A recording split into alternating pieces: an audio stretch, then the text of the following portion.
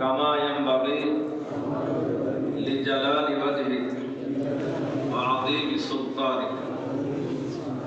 যদি কোনো ব্যক্তি এইভাবে আল্লাহর প্রশংসা করে তো আল্লাহ তাআলা বলেন ইয়াকুলুল্লাহ আযজা ওয়া জাল্লা লিল মালাকাইন উকতুবহা কামা ক্বালা আবদি।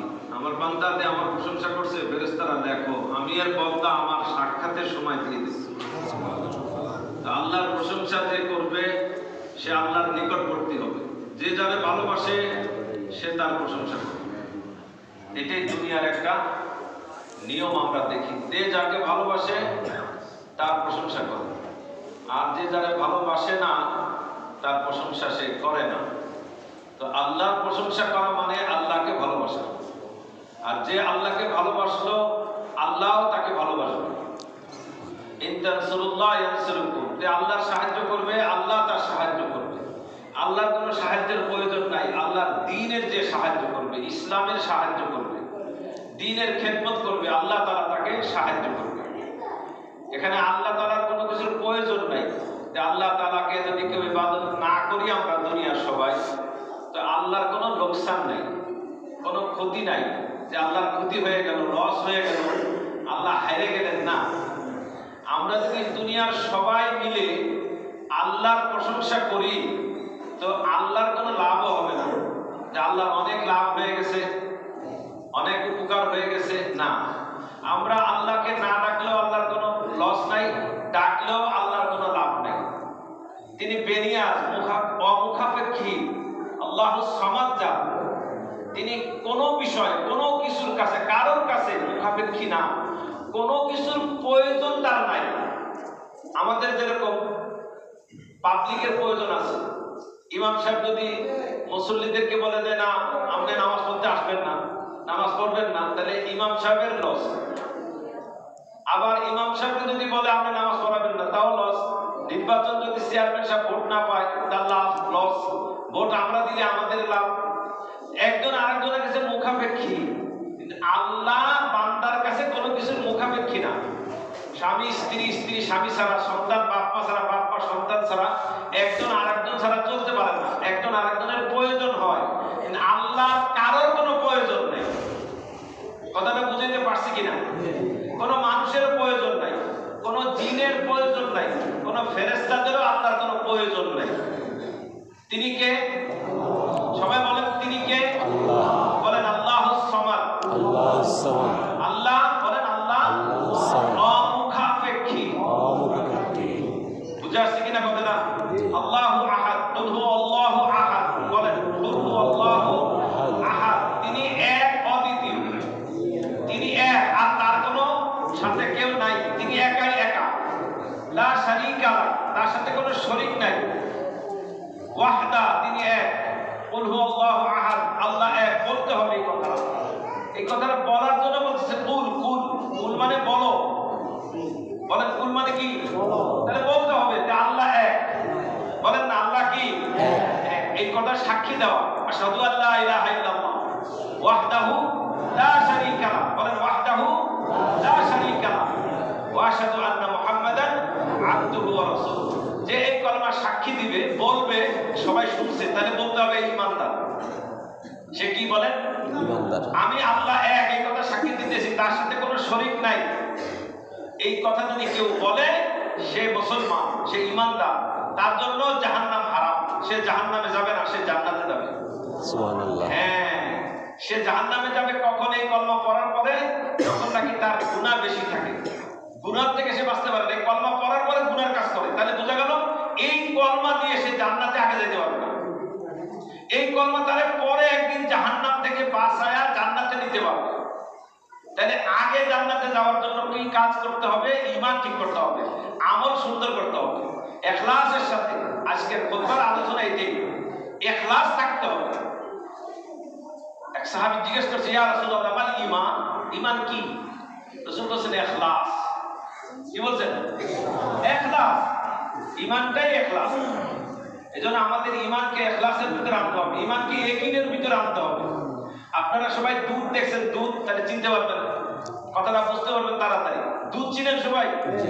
দুধটা রেখে দিলে দেখবেন কিছুদিন পরে ছানা হয়ে যায়, নষ্ট হয়ে যায়। দুধটা বাইর করার পরে বলেন সবাই কাজ কি? একটু গরম করা।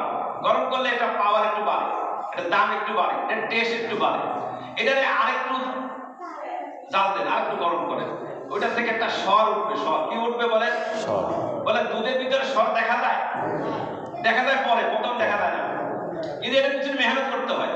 কথা বলেন, দুধের পিছনে মেহনত করলে স্বর আসে। স্বর, স্বরের পিছনে আবার মেহনত করেন, আবার গরম দেন স্বরটাকে, তো এটার থেকে ঘি আসবে। তাহলে বোঝা গেল কি, দুধের ভিতরে স্বর আছে, ছানা আছে, ঘি আছে, এটা মেহনত না করলে বাইর হয় না। ইমানের ভিতরে সব আছে, যার ভিতরে ইমান আসবে সে এটার পিছনে মেহনত করতে হবে। তাহলে ইমানের পিছনে মেহনত করলে সে ইয়াকিনের দরজা আসবে। কিসে আসবে বলেন? ইয়াকিন যখন তার ভিতরে মজবুত হবে তখন তাকে গুলি মারা হবে, এই তোমাকে আমি মারা ফেলাবো, ইসলাম ছাড়ো, কলমা ছাড়ো না। সেই ইয়াকিন যখন তার ভিতরে মজবুত হবে তখন তাকে সুলিত চড়ানো হবে, 30-40 জন লোক তাকে তীর মারা হবে, আর সে বলবে বুস্তু ওয়া রাব্বিল কাবা। খাব্বাব রাদিয়াল্লাহু আনহু বলছিল, ওনারা তীর মারতেছিল, 40 জন তীরন্দাজ, মনে করেন ওনারা 50-40 জন তীর মারতেছে, ওনার পুরা শরীর ঝাঁঝরা হয়ে যেতেছে। আর ওনারে বলতেছে কি খবর, তোমার ছেড়ে দেওয়া হবে, নবীর পায়ে কাটা ঢুকবে, এই কথা বলো না, নবীর কষ্ট হবে, এই কথা বলা সম্ভব না আমার। তো বলতেছে তোমার আশা কি? আমার সালামটা রাসূলের কাছে পৌঁছায় দাও, এই আমার আশা। তারপরে আশা কি? তো 2 রাকাত নামাজ পড়ে, তো 2 রাকাত নামাজ পড়ছে। এগুলো ছিল মুমিনের চাহিদা। আর তার মারতেছে, কষ্ট পাইতেছে, আর কি উত্তর দিতেছে? ফুস্তু ওয়া রাব্বিল কাবা। বলেন ফুস্তু ওয়া রাব্বিল কাবা, ফুস্তু ওয়া রাব্বিল কাবা, আমি কামিয়াব, সফল কাম। কেন? ওই রবের কসম, কাবার রব, যে কাবা বাইতুল্লাহ মক্কায় যে কাবা তোমরা ইবাদত করে, সবাই বলতেছে, মুশরিকদেরও জানা আছে কাবা ঘর আল্লাহর ঘর, রবের ঘর। তো রবের সাথে তারা শিরক করে, আর মুসলমানরা শিরক করে। তো উনি উত্তর দিতেছে ফুস্তু ওয়া রাব্বিল কাবা, কাবার রবের কসম আমি কামিয়াব হয়ে গেলাম। আরে মরে যাইতেছে, কয় কামিয়াব হইতেছে। আর লোকজনদের জিজ্ঞেস করছে এটা কি কয় কামিয়াব? ঈমান নিয়ে মরে গেছে, সে জান্নাতের মালিক হয়ে গেল। ঈমানের সাথে মরার কারণে কই গেল? জান্নাতের মালিক হয়ে গেল। তো এটা দেখে অনেকে আবার মুসলমান হয়ে গেছে। এটা হলো আমাদের কামিয়াবি। আমি দেখতেছি একটা লোক ঈমান আনার পরে নামাজ পড়তেছে, কিন্তু সে বড় লোক হইতে পারতেছে না। আমরা মনে করি যে কি নামাজ পড়ে, এ বড় লোক হইতে না, কেন ভালো ভালো খাইতে না, ভালো ভালো কাপড় পরতে পারতে না, এ গরিব মানুষ, এ আগেও গরিব ছিল, এখন গরিব। কারণ কি? ঈমানদারদেরকে আল্লাহ তাআলা পরীক্ষা করবেন। কি করবেন বলেন? পরীক্ষা। কথা বলেন না, পরীক্ষা। বেশিরভাগ সাহাবীরা গরিব ছিল। ভালো করে বুঝে রাখেন, মুসলমানদের অবস্থা বেশিরভাগ ধনী থাকবে না, গরিব থাকবে। কেন? মুসলমানদেরকে আল্লাহ তাআলা দুনিয়া দিবেন না। দুনিয়া মুসলমান পাইলে তারা ধ্বংস হয়ে যাবে। মুসলমান যে দুনিয়া বেশি পাবে সে একসাথে উল্টা হয়ে যাবে। কেমনে হবে এক বুঝাই দিই। একটা লোক আগে দেখেন নামাজ সালাম পড়তো, দেখবেন হে টাকা পয়সার মালিক হয়ে গেছে, হ্যাঁ নামাজ সালাম পড়ে না, 2 ওয়াক্ত পড়ে। আবার যদি টাকা বেশি মালিক হয়ে যায় তো 5 ওয়াক্ত আর পড়ে না, তখন সে শুক্রবারের দিন নামাজ পড়ে। আপনারা টেস্ট করে দেখেন, ধনী লোক মসজিদে বেশি কথা বলে আসে না। আপনি নামাজের দিকে তাকায় দেখবেন, নামাজি মানুষ যারা বেশিরভাগ মসজিদে আসে এরা গরিব মানুষ। রোজা রাখে দেখবেন বেশিরভাগ গরিব মানুষ। হজ যাকাত দেয় নরমাল মধ্যবর্তী মুসলমান। বড় লোক ধনী লোক তারা বেশি যাকাত দিতে পারে না। কারণ কি? টাকার মহব্বত এত পরিমাণ যে মালের যখন হিসাব করে 2 কোটি টাকায় 5 লাখ টাকা যাকাত আসবে, অসম্ভব ব্যাপার। এত টাকা যাকাত দিলে তো আমার টাকা লস। কথা বলে 1 কোটি টাকা 2.5 লাখ টাকা যাকাত আসবে, তাহলে আমার টাকা কমে গেল। এই এত কষ্ট হচ্ছে, এইসব বিধান দরকার নেই, এমনি দিয়ে দিই কিছু টাকা, কিছু কাপড় চোপড় দিয়ে দেয়, পত্রিকা সাংবাদিক খবর দেয়, সবাই যেন ছবি তুলে ভাইরাল করে দেয় আমার, যে আমি যাকাত দিই। কথা বলে মানুষ দেখানোর জন্য না। আজকে খুতবার মধ্যে এই আলোচনা আসছে যে আল্লাহর জন্যই সব হইতে হবে। নামাজ কার জন্য? রোজা কার জন্য? হজ কার জন্য? যাকাত কার জন্য? আল্লাহর জন্য। মানুষকে খানা খাওয়াবো আল্লাহর জন্য। আমি কাউকে কিছু দিব আল্লাহর জন্য। আমি কাউকে ভালোবাসবো তো আল্লাহর জন্য। আমি কারোর সাথে দুশ্মনী রাখবো তো আল্লাহর জন্য। আমি কাউকে ভালোবাসবো না তাও আল্লাহর জন্য। কথা বলেন কার জন্য? আল্লাহ খুশি করার জন্য। যুদ্ধের ভিতরে একজন সাহাবী এক কাফেরকে খাই দিতেছে, মানে শেষ করে দিতেছে। তো নিচের থেকে ওই মুসলমানের মুখে থুতু মারছে। তো সে থুতু মারার কারণে মুসলমান থুতু মুছে ফেলেছে, তারা ছেড়ে দিচ্ছে। ওই কাফের বলতেছে, তুমি তো আমারে আরো রাগ করে আরো বেশি করে মারতে পারো না, তুমি ছেড়ে দিলে কি লিখে আমারে? আমি আগে মারছিলাম, মারতে গেছিলাম, তুমি আল্লাহর দুশমন। বলেন সবাই বলেন। আর এখন আমার রাগ বেড়ে গেছে তুমি থুতু মারার কারণে। এখন যদি আমি তোমাকে মারি, তা আমার কারণে, আমি রাগের কারণে তোমাকে মারলাম, তাহলে আমি গুনাহগার হয়ে যাব। আমার আল্লাহর জন্য তো হইল না, এই জন্য আমি তোমার ছেড়ে দিই। তুমি এরকম মানুষ, এরকম মুসলমান, কাহা আমারও মুসলমান বানায়। এই জন্য আমাদের জিন্দেগির সব কাজ হইতে হবে আল্লাহর জন্য। কার জন্য বলেন? আল্লাহর জন্য। আমরা মুসলমান। মুসলমানের নাম কি? মুসলমান আমার নাম, এটা আমার পরিচয়। আল্লাহ বলতেছে ওয়াকালা ইন্নানি মিনাল মুসলিমিন। এখন বলেন, যদি কেউ মালানা হয়, মুফতি হয়, মুহাদ্দিস হয়, ডাক্তার হয়, ইঞ্জিনিয়ার হয়, এসপি হয়, ডিসি হয়, পরিচয় দেয় না? না দেয়? কথা বলেন। কিন্তু আল্লাহ কি বলতেছে? তুমি তোমার পরিচয়টা দিবা মুসলমান। ওয়াকালা ইন্নানি মিনাল মুসলিমিন। তুমি নিজের পরিচয় দিবা, আমি মুসলমানদের মধ্যে একজন মুসলমান। আর মুসলমানকে মান সালিমাল মুসলিমুনা মিন লিসানি ওয়া ইয়াদি। যে কোনো মানুষ মুসলমান যদি সে দাবি করে, তার হাত দিয়ে আর মুখ দিয়ে কাউকে কষ্ট দিবে না। ভাই মুসলমান কে বলেন তো? সবাই বলতে হবে আমি যে মুসলমান। মুসলমান কে বলেন? যার হাত দিয়ে আর মুখ দিয়ে কোনো মানুষ কষ্ট পাবে না। আমার হাতের দ্বারা, আমার মুখের দ্বারা যদি কেউ কষ্ট পায়, তাহলে বুঝতে হবে যে আমি মুসলমান না। কত বড় সাবধান হওয়া দরকার। কথা বলেন কি বলেন? কথা সাবধান হওয়া দরকার কিনা? কিন্তু আমি মুখ দিয়ে আরেকজনকে আমি বলে ফেলাইতেছি তুই কাফের, নাউজুবিল্লাহ বলতে হবে। আপনি কাফের বলছেন, এই কথা আসমানে চলে যাবে। আসমানে ফেরেশতারা দেয় রিপোর্ট দিবে, এই লোকটা ওনাকে কাফের বলছে। যারে কাফের বলছে সে কি কাফের? তা আসমানের রিপোর্ট যদি আসে যে না, সে তো কাফের না, তাহলে ওইটা উল্টে দাও। যে বলছে কাফের, তারে কাফের বানায় দাও, তার নামে লিস্ট করে দাও, উল্টা আর তার নামে চলে আসবে। নাউজুবিল্লাহ বলেন না? তাহলে সাবধান হবেন কিনা? সবাই আমার ভাই, কারোর সাথে আমার ঝগড়া নাই। কথা বলেন, সবাই আমার কি ভাই, কারোর সাথে আমার ঝগড়া নাই।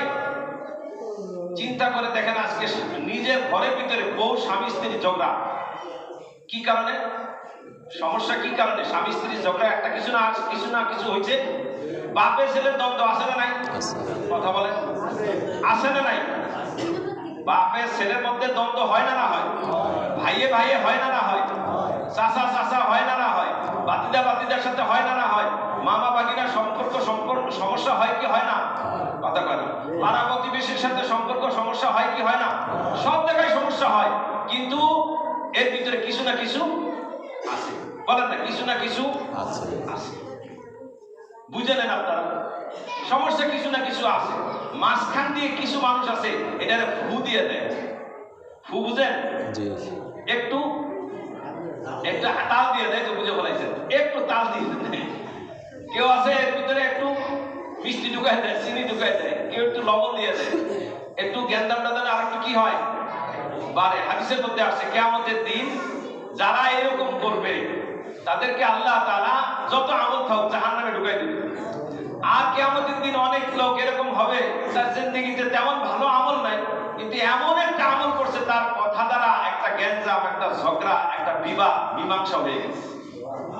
চিন্তা করছেন, একটা আমলে সে জান্নাতে চলে যাবে। এজন্য আমরা ঝগড়া বিবাদকে মিটাই দিব। বলেন না ইনশাআল্লাহ। ঝগড়া বিবাদ কেউ করলে তাকে মীমাংসা করে দিব, বাবা শোনা কয়া। এই সময় একটু মিথ্যা কথা বলা যায় না। দুই ব্যক্তিকে মীমাংসা করার জন্য একটা মিথ্যা কথা বললে যদি মীমাংসা হয়ে যায়, তাহলে আপনি ওই মুহূর্তে এটা বইলা দুজনে মীমাংসা করে দেবেন। আমার কথাটা বুঝাইতে পারছি কিনা? কথা বুঝতে পারছেন কিনা? কারণ এর সাথে ঝগড়া মীমাংসা করার দরকার। আমার বুঝতেছি যে ঝগড়া হইলে আর ক্ষতি হবে। প্রায় সময় একটা মাসলা নিয়ে সমস্যা হইতেছে এখন বেশি। এটা আপনাদের সামনে সবাই আগে জানাই। আপনারা কেউ বিবাহ শাদী করছেন? কারা কারা বিবাহ করছেন হাত উঠাইতে হবে। বিবাহ করছেন কারা কারা? মাশাআল্লাহ, বেশিরভাগ বিবাহ শাদী করছেন।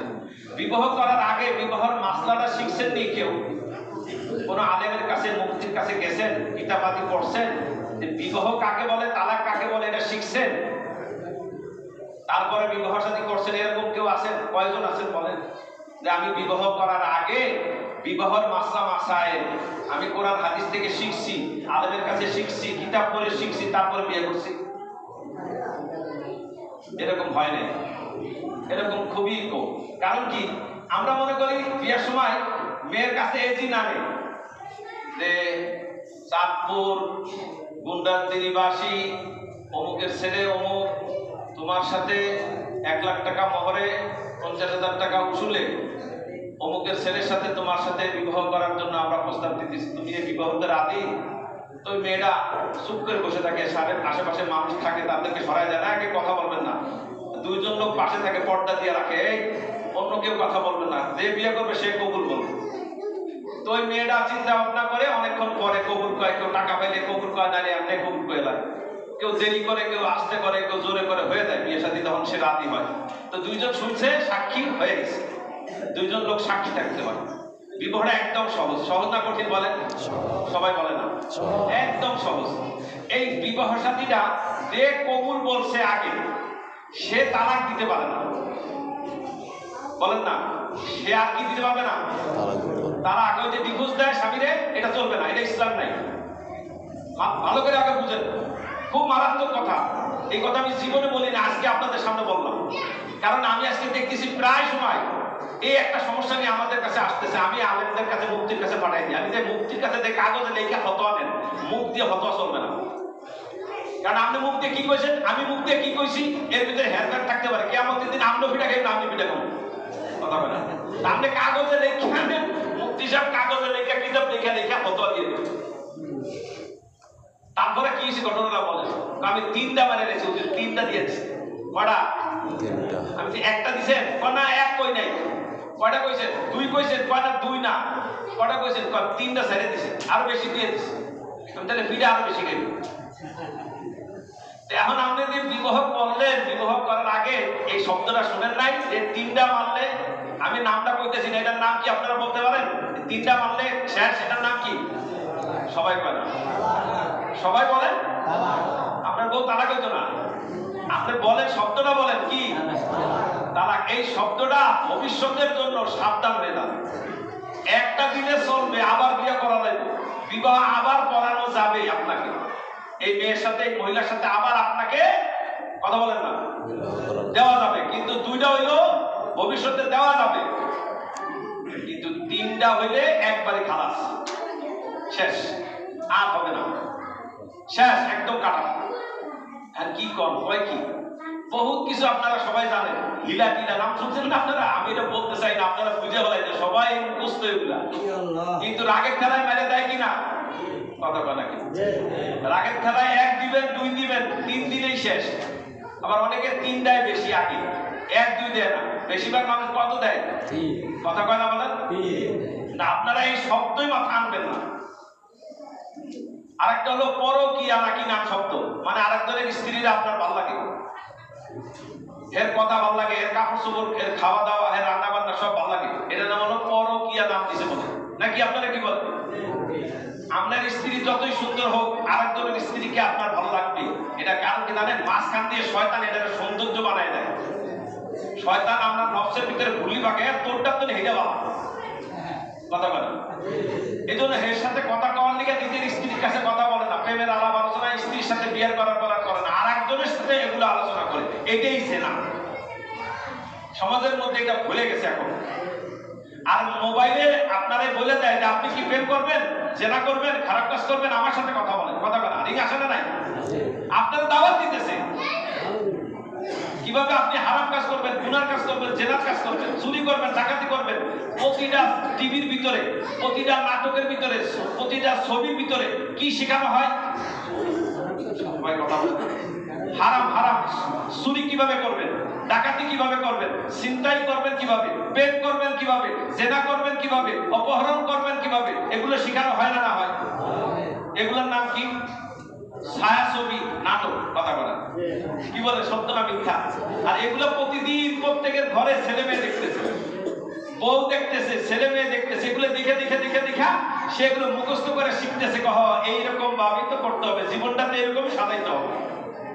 কথা বলেন তো, ওইভাবে আমল করতেছে।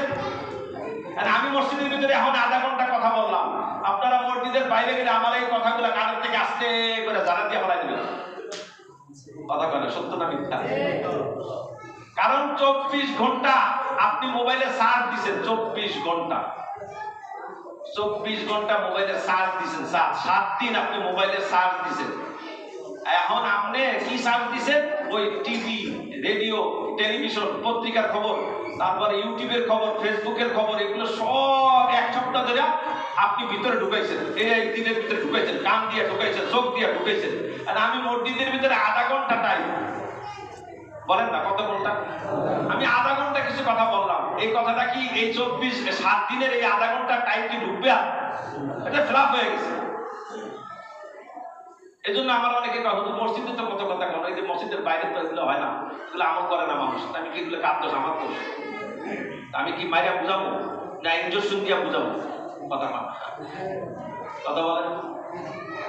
এগুলো আমার দায়িত্ব, আমার দায়িত্ব। আমা আলাইনা ইল্লাল বালাগ, আমার দায়িত্ব হলো পৌঁছে দেওয়া।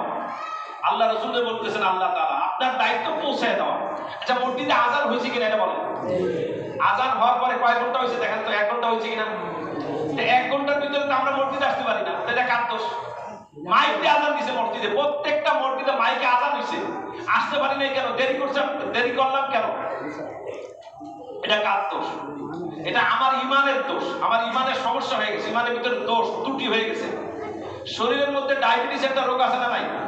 এই রোগটা থাকলে কি করে জানেন? গলা শুকায় যায় বেশি বেশি করে, আর পেশাব করতে মনে চায় বেশি। কথা কয় না তো? মানুষ কয় কি আপনার মনে ডায়াবেটিস আছে, পরীক্ষা করে। আর ডায়াবেটিস পরীক্ষা করার পরে ধরা খালি কি কয় যে আপনি খানা এতটুকু খাবেন, মিষ্টি খাবেন না, আপনি এই খাবেন না, এতটুকু তরকারি খাবেন, মাপ দিয়ে দেন। কথা কথা তো ডাক্তারে কয় আপনি যে কন আমাকে এগুলো চলবে, আমার তো অনেক লাগে। তো ডাক্তারের কথা শুনতে পারে না সবাই। তো ডায়াবেটিস থাকা অবস্থায় সবাই মিষ্টি খায়, চিনি খাইতেছে। কথা কথা হার্টের এই সমস্যা, হার্টের এই খাইলে এই রোগ, এই খাবেন না, এই খাবেন না, তিনি তো খাইতেছেন তো সবাই, ভালো তো হইতেছে না। সব দিন দিন খালি রোগ বাড়তে আছে, সত্য না মিথ্যা? রুগী বাড়তেছে না বলেন? তা আমরাও এই ইমানের রুগী, নামাজের রুগী। নামাজ মনে করেন ফজর নামাজ অনেকেই আমরা পড়ি নাই। ফজর নামাজ কেউ 7টায় পড়ছি, কেউ 8টায়, কেউ 9টায়, কেউ 10টায়, কেউ এখন পড়ুন কেবল 2 রাকাত নামাজ দিলে এখন 2 রাকাতে ফজর নামাজ কেউ পড়তে পারে। এই সপ্তাহে 2 রাকাত নামাজ পড়ার জন্য আমরা অনেকে আসি। 2 রাকাত সপ্তাহে নামাজ পড়লে কি হবে বলেন? একদিনে 5 ওয়াক্ত, আর তার বেতন নামাজ সহ 6 ওয়াক্ত। তা 7 দিনে 6 7 42 ওয়াক্ত নামাজ পড়তে কইছে, আমি বললাম 1 ওয়াক্ত। তাহলে কেমনে হবে বলেন? কথাটা বুঝতে পারছি কিনা? 7 দিনে 6 7 কত? 42 ওয়াক্ত নামাজ পড়তে আল্লাহ কইছে, আমি আসলাম একবার। তাহলে কেমনে হবে বলেন? কেমনে ইসলাম দুনিয়াতে জিন্দা হবে বলেন? মুসলমানদেরকে কেমনে আল্লাহ সাহায্য করবে বলেন? আল্লাহর সাহায্য কি আমরা পাবো বলেন? কেন? আল্লাহ বলতেছে 42 বার পড়তে, আমি পড়তেছি 1 বার 2 বার বা 5 বার 10 বার। এই জন্য মেরে ভাই দোস্ত বুজুর্গ, আল্লাহ তাআলা আপনাকে আমাকে যে হুকুম দিছে, প্রতিটা জায়গা আল্লাহর হুকুমকে পুরা করা চাই। এটা নাম হলো ইসলাম। এটা তরিকা হবে মুহাম্মাদুর রাসূলুল্লাহ। তরিকা হবে কি বলেন? এই কথা বলতেছিলাম, শেষ করে দিই আমার বিবাহ শাদী নিয়ে। এই মাসলাটা এই জন্য বলতেছি, অনেকের আগের থানায় এই শব্দটা ব্যবহার করেন। আল্লাহর রাস্তায় সবার কাছে আমি যে হাত ধরে মাপ চাইলাম। বিবির সাথে রাগারাগি হবে, ছেলে মেয়ের সাথে রাগারাগি বাপমার হবে, এমন কোনো পরিবার নাই যে বাসার ভিতরে বউ গোলামের লগে রাগারাগি হয় না। এমন কোনো মানুষ নাই। কথা বলেন না কেন? পৃথিবীতে এমন কোনো মানুষ নাই। যে কোনো মানুষ যদি হয় তার একটু ঝগড়া বিবাদ একটু টুকটাক হবে, রাগারাগি হবে, কিন্তু এর জন্য এটা না আপনি আপনাকে আরেকজনকে মারে ফেলাই দেবেন, তালাক দিয়ে দিবেন। এটা না করি, এর থেকে সবাই পরহেজ করি, আল্লাহকে ভয় করে চলি। আজকে আমার খুতবার আলোচনাটা শোনেন। আল্লাহ তাআলার সাথে সম্পর্ক করা চাই, আর সব আমল আল্লাহর জন্য করা চাই। কার জন্য বলেন? আল্লাহর জন্য করা চাই। একত্ববাদের উপরে বিশ্বাস থাকা চাই। আল্লাহ তাআলা আপনাকে আমাকে মানুষ বানাইছে, এই কথা বলে হুশের সাথে চলা চাই। হুশ মানে কি? যার হুশ আছে এর মানুষ, যার হুশ নেই হে মানুষ না, এর মানুষ পাগল কয়। কি বলে বলেন? হ্যাঁ, অনেক সময় অনেকে কয় না ভাই আপনার কি মাথা খারাপ নাকি, আপনি যে কাজটা করলেন কেন বলেন যে মাথা ঠিক লাগতো আপনি এই কামটা করতে পারতেন না। আল্লাহ বুঝার তৌফিক দান করে।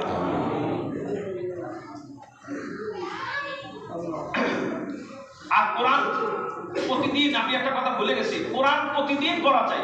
আজকে মানুষ কোরআন থেকে দূরে।